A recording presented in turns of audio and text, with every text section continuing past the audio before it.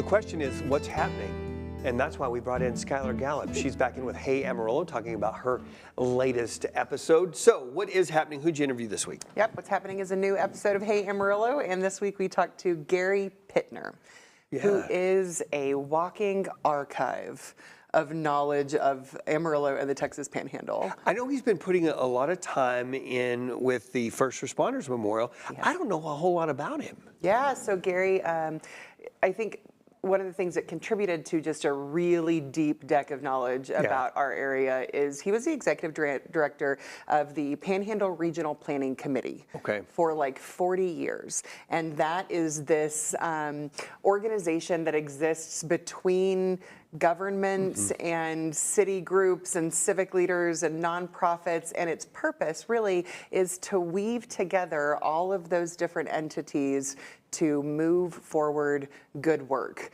in any place, and in this case, the Panhandle. And Gary did that for more than 40 years. And so you ask him a question about a topic, and he's like, well, here's what's going on with that. What was his background story?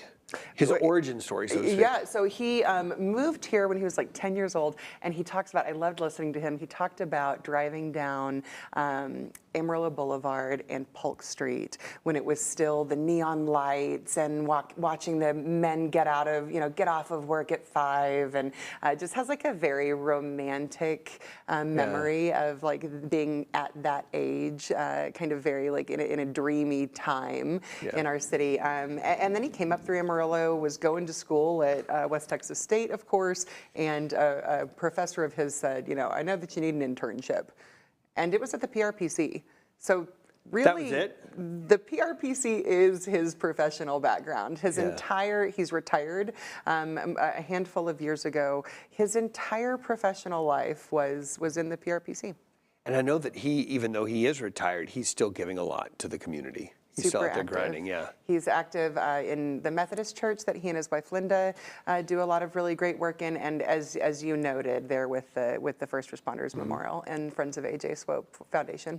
Yeah, doing great work. What was something that you were surprised that he divulged about his time in Amarillo? I don't know that surprised. One thing that I was enamored by was he was in Sunday school at Polk Street Methodist when the original Amarillo High school building caught on fire.